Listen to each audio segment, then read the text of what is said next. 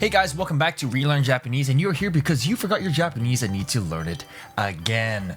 Of course, the quick quizzes and other resources will be available on the Patreon, starting at $1 a month for Relearn Japanese content and $5 for kanji buff and above. But anyway, guys, let's go ahead and get started with this video. So we're going to be talking about formal expressions today.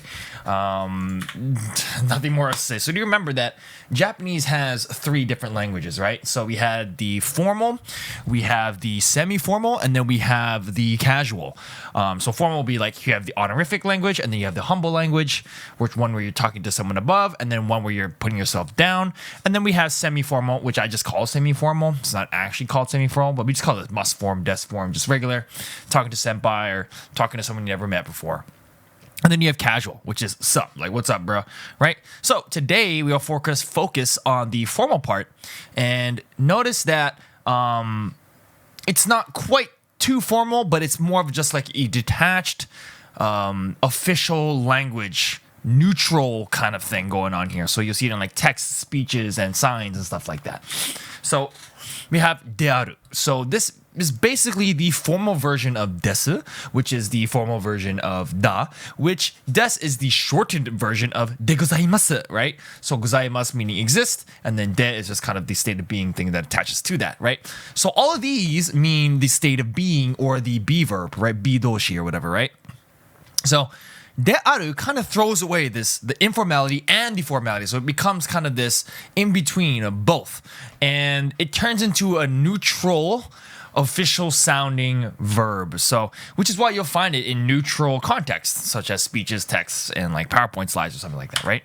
So it's super easy. You just attach it to anything that you would like des. So instead of des, you just put dearu. So for example, we have kind of different levels of formality, I suppose. So one over here being kore wa rengo de gozaimasu. So this is like the super formal way to say this is an apple. Kore wa rengo de aru. So this is an apple, maybe like a narrator or something, or maybe there would be like a sign, or it's written in a text about it. You'll see dearu. You actually see dearu written a lot in like texts and news and official documents and stuff like that. This is an apple. Kore wa ringo desu. This is an apple. Kore wa ringo da. This is an apple. Kore wa ringo. Apple. All right, so you can just see the level of here, but notice that this red one, the dearu, is kind of a detached, neutral sounding formal language, which is kind of weird to wrap your head around, but just know that it's kind of this kind of separate thing. Negative form of dearu. So you might think it's like denai, right? Because aru is like, you know, to exist, and then the opposite of aru is nai, right? So because of the negative, we actually don't put denai, we put dewa nai. So kind of remember that in Japanese, the longer the sentence, the more indirect it becomes, the more polite it becomes. So instead of saying denai or janai or dewa, like we change it to dewa nai, right? So instead of saying it does not exist, we'll say this thing over here, as for this, it does not exist. So we're making it longer. So the longer it is, the more formal it becomes. And if you remember that phrase from a while ago, dewa arimasen or ja arimasen, right? Remember that? Instead of saying this is an apple, apple desu, or apple ja arimasen, right? And remember that ja is actually a rendaku form, like a short form, a shoryaku form of dewa. So dewa arimasen, dewa nai.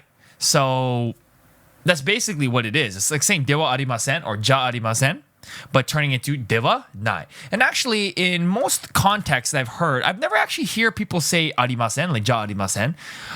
We usually just end up saying nai desu. So like dewa nai desu, right? And we're turning nai into this kind of adjective for the state of being. So dewa nai desu. So nai desu, nai desu. So you'll hear that a lot more than ja arimasen.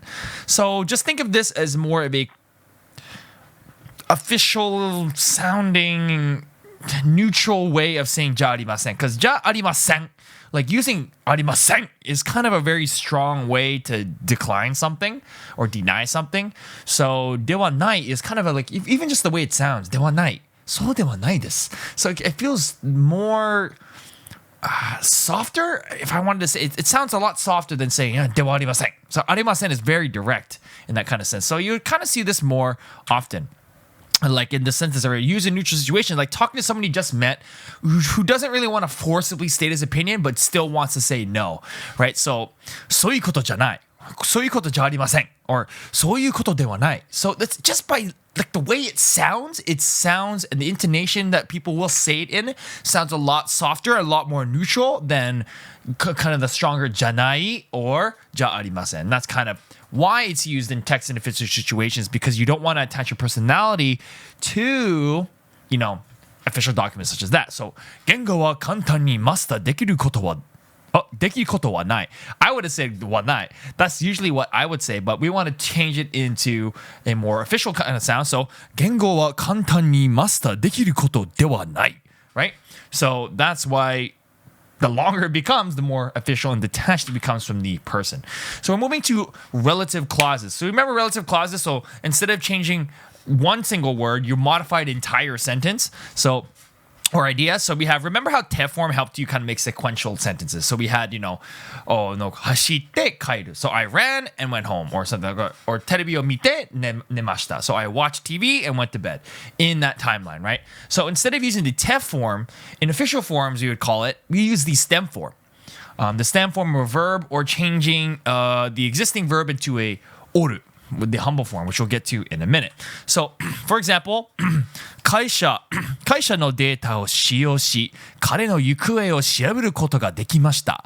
Using the company data, 使用し, I was able to find his whereabouts in a very official manner. This is a very official statement, so maybe you like, I don't know, you're reporting to your boss, or you wrote it in a document, you would write 使用し. And you'll see this a lot in like malls or like documents or news. You'll see a lot of this turning suru into shi. So instead of shioshite or shioshitari, like we just change the shioshi and just change it.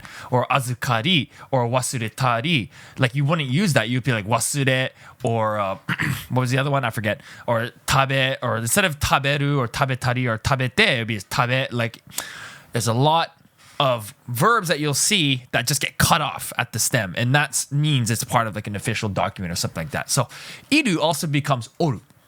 So if you remember the humble versions, the humble conjugations of oru, iru and aru was oru. So you're basically gonna take oru and then change it to ori. So change it into orimasu.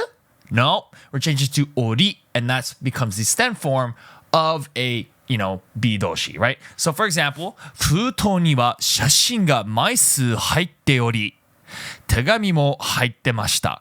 Inside the envelope were many photos, as well as a letter. So instead of saying 入っております, right? 入っておりましてじゃなくて, we're not saying 入っておりまして, we're saying 入っており.